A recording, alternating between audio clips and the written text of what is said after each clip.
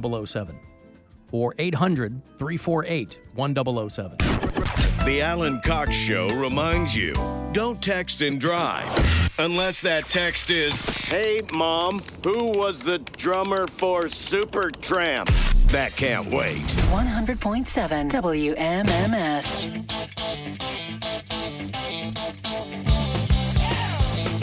Yeah, the driving law is in effect today.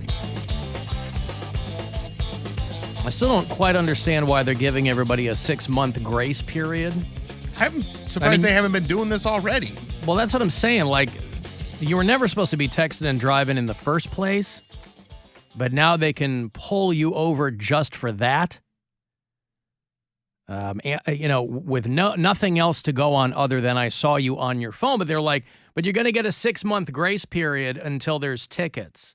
So for the next 6 months, I mean, they're not going to pull people over just to warn them. There's a whole thing that goes along, I would imagine, if you're a cop and you're pulling somebody over. Irrespective of what you think about violence and law enforcement, it's still probably no fun to pull somebody over and hope that there's nothing hinky that's going to happen.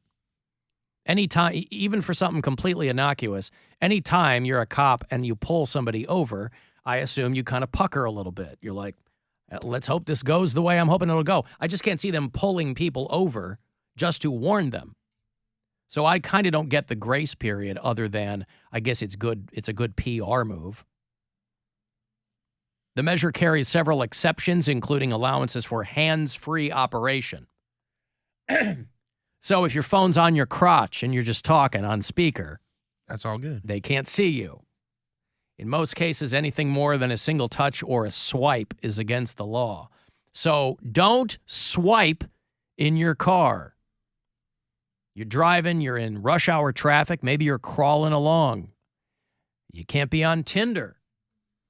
I wonder how many people in rush hour traffic, there's that time, depending on when you're on the road and where you're coming from, where you're going, that you might be really crawling along, just sitting there. And I'm sure there's people, swiping. What's the good direction for swiping? Right. Swiping right. Swiping right. There's probably people sitting there just, swiping right. For some people, that's like, playing a casino game app. You're just, you're gambling with people. Hey, that person looks all right. Hey, how about this one? So the 6-month grace period starts today, where law enforcement will pull people over and give them warnings. I just don't see that happening. I don't see pulling people over with nothing other than the phone just to warn them. Unless they've got some kind of quota on that. Yeah, you got to pull over this number of people to warn them. Even brief interactions like dialing a phone number or entering an address are off limits. Stansbury and I were talking about this earlier. My car is Why don't you do a show with Stansbury? My car is my sanctuary. I'm not texting people. I'm not taking calls. It's the one time I'm alone. I'm never alone unless I'm in my car on the way home from work. So my car, the last thing I want to do is be on my phone. Half the time, I don't even have any music on the drive home. It's just dead quiet. I don't want to hear any talking. I sure as balls don't want to be texting somebody. So it's certainly for me personally, it's got nothing to do with safety. I mean, that is the big thing is safety. There's people out there, man. People brag about, about people who brag about what great drunk drivers they are, right? That's not the flex that they think it is. But there's people like, I can text and drive, Because people get practice. What? Mary's a big, I'm a great texter and driver. No, she just admits that she does text and drive, but she does admit that she's a bad driver altogether. A bad driver if I have a phone in my hand or not. I'm just not a very good driver. I never have been. But that's my point. Terrible person to be doing something on their phone. Yeah. If you haven't gotten the driving part down, which you've been doing for 15 years. No, I got my license at 21. Why? Because we weren't allowed to get it before we were 18, and I was in college and didn't need it then.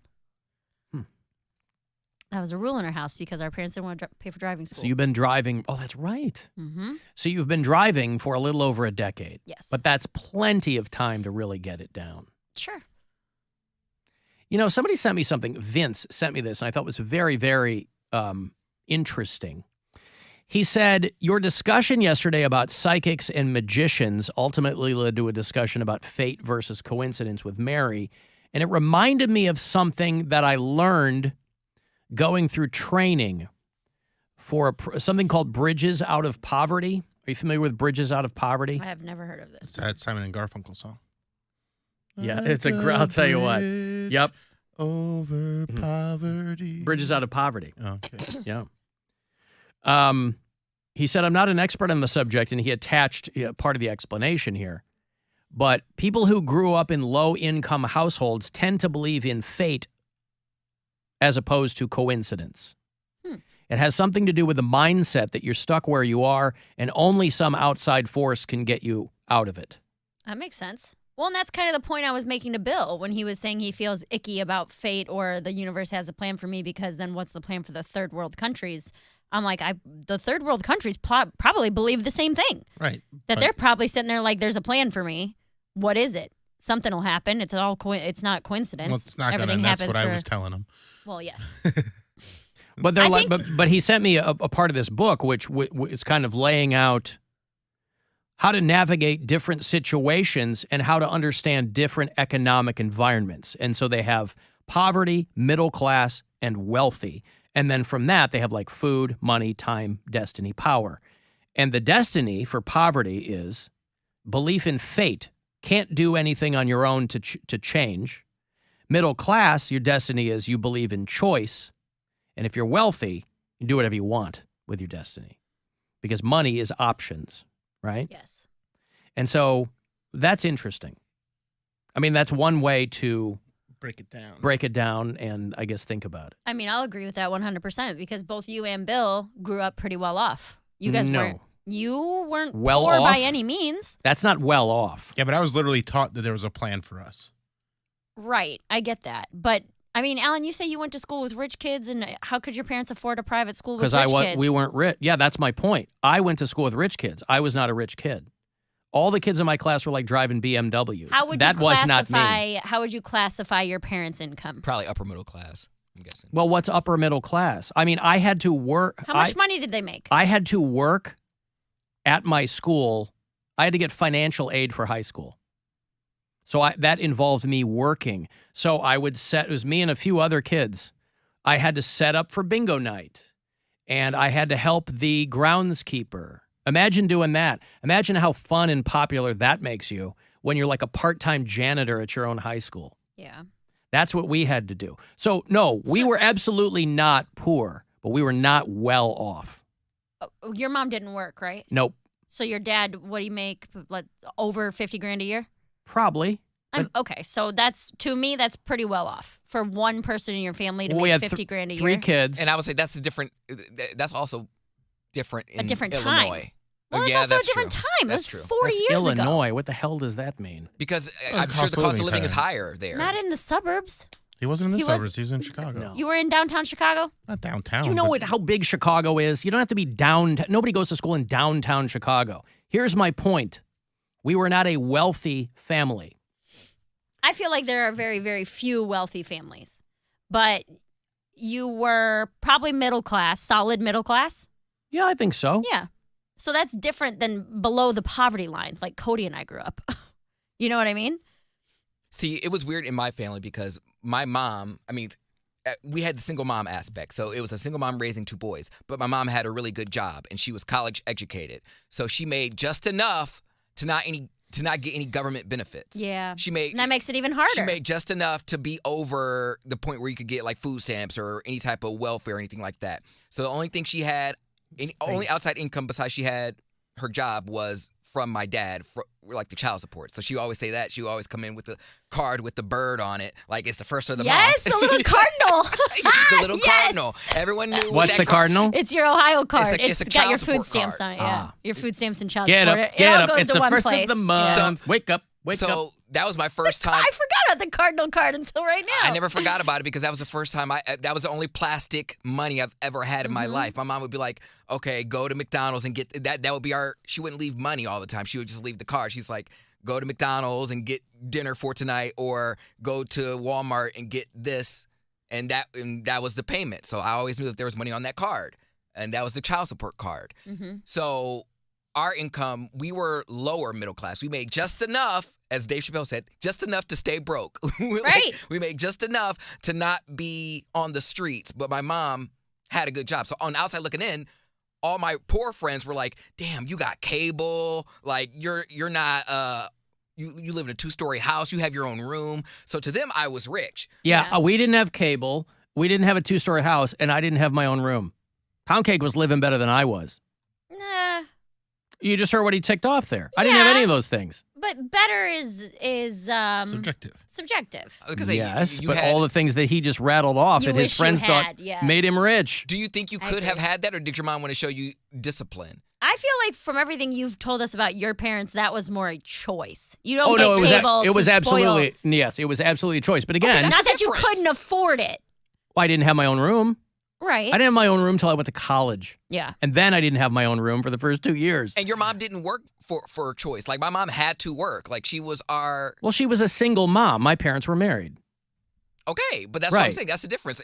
No, I'm not. I'm not saying there weren't differences. Absolutely, I'm just saying that the way that your friends looked at you, I went to school with like legit rich kids. Yeah. And see, on the exact opposite end of the spectrum, I didn't have my own bed until I was 16. Why did your parents keep having kids? Mine?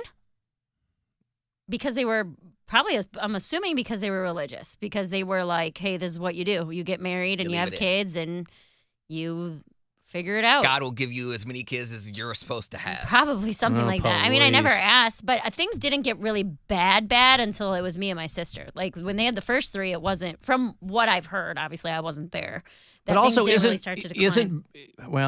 I What? thought Berea doesn't Berea have pockets of like well-to-do folks or no? Yeah, Yeah. absolutely. But we were on the part that wasn't that, you know? See, I was just talking about this at my friend's party over the weekend. Someone asked me about growing up in Oberlin, and they were like, "Oh, so were you like the only black person?" I was like, "No, I was not the only black person." And as bad a rap as Oberlin gets sometimes about it being like liberal, they talk the talk and they walk the walk. Everyone in there looks like me. Everyone is biracial, and I'm not talking like white or black. Like, I'm talking like black and Asian, white and Asian, Puerto Rican and white. Like, everyone in there is biracial. And then on top of that, the economic level, like there's college professors, there's doctors, and then there's like people who are like on welfare, and they have like the little Pizza Hut houses. Like they're weird. They have like a little. What is a Pizza Hut I house? have no idea. I don't know, but it's With that roof?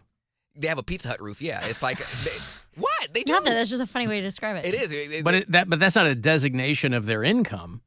Well, those houses are mainly for Section A. I don't know if you can buy that house. I think that is like government housing, if I'm not mistaken. But all of the kids were blended together. There was no hierarchy at the school. I didn't know who was rich and who was poor. I knew who was like a professor's kid or like whose kid was a doctor, but they didn't act like it. There wasn't really classism there.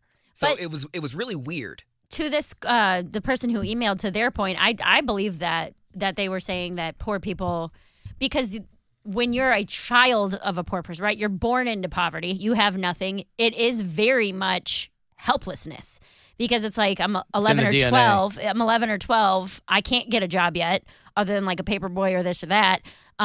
So the only way for me to get out of this is to work my ass off and believe that it's going to happen one way or the other. That's why things are gonna be so great for kids in Arkansas, because they can start working at like 9, hey, get married at Well- 10, get pregnant at 11. It's awesome. Kind of what I was saying yesterday is that it's like your mindset has to be all I can do is my best. I can put my head down, work hard, and whatever's going to happen is going to happen. And there's a sense of freedom in that. I'm going to be as successful as I'm meant to be. I'm going to keep working hard. I'm not going to be lazy. I'm going to do everything I can, and what is meant to come to me will come to me. I don't think that's the typical. I think that's your mindset, I can only speak to my mindset. right? But I'm saying that I don't think that's typical of everybody that grew up in your situation. I think there's a lot of people that grew up in your situation that like, things aren't meant for me because I wasn't given them anything. and so like they're waiting for things to be handed to them. They want it to happen, but they're not. You're actually putting the work in. That's why things are happening for you. There's you put a ton of work into to Well- get you in these situations where coincidence or fate happened, but you were following a path to get there. To Mary's point, like I feel like I had a little bit of fate because I feel like I was in the right place at the right time. When I went to college, when I befriended my roommates, my suite mate, he wasn't even my roommate at the time. He listened to the Alan Cox Show all the time, and I didn't know what it was. And then because he listened, and he was like, "Hey, you're going into radio. You should hit these guys up. They're funny." And because I was at that moment in the right time, you know, You got assigned to that room. yeah, it was like, oh, that was fate, and it led me on the career. Who'd have thought if I roomed with him, that was like my ticket into the show. Well, I think I'm your fate, not your roommate. What are you talking about? he wouldn't have known about the show. Yeah, I wouldn't have known about it. Somebody would have told you. But it might not have been at the same time. but You you might could- not have been looking for the person at the time that he And did. the semester that I interned, the semester after, they discontinued the internship program. And I mean, you want to take it back that far? Just look at Alan's career. It's you can't just be like it's. I mean, there's coincidence. It's not. Okay, well, Well, to I mean, you that's- guys. yeah, and well, like but- to Cody's point, Like I was. Alan- It's luck and so- coincidence. So It's a Alan little losing bit of his both. job in Chicago was just so that he could be. No, like no, a no, no, no. Poundcake And I guy. think that's what it is. I think that's what it is. I think here's the difference: is that you two, and again, this is going back to what I said Look at yesterday. the big picture. What I said yesterday is that you two operate almost exclusively in logic and reasoning.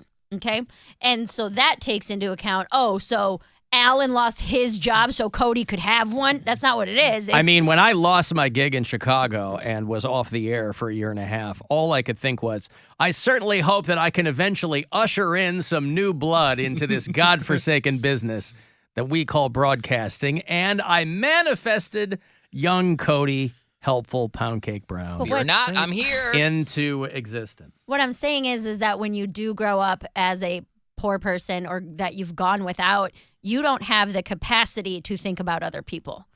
I can't worry about does that make Yeah, of sense? course. That like I can't. It's survival instinct. So when things happen coincidentally, to me, it's fate because I'm worried about what's going on in my life, in my immediate small circle.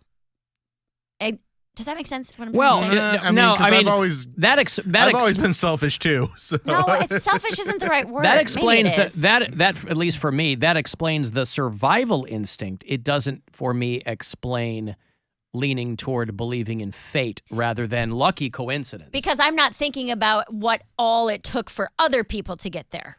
We don't have to. Right. But whatever happens to you, you can either assign it to fate or coincidence. And I always choose the latter. Alan, remember Poundcake had a mini fridge in which he froze his spooge. What does that have to Damn do it, I with forgot anything? about that. I do not remember that. I guess he What froze does that have his to do with anything?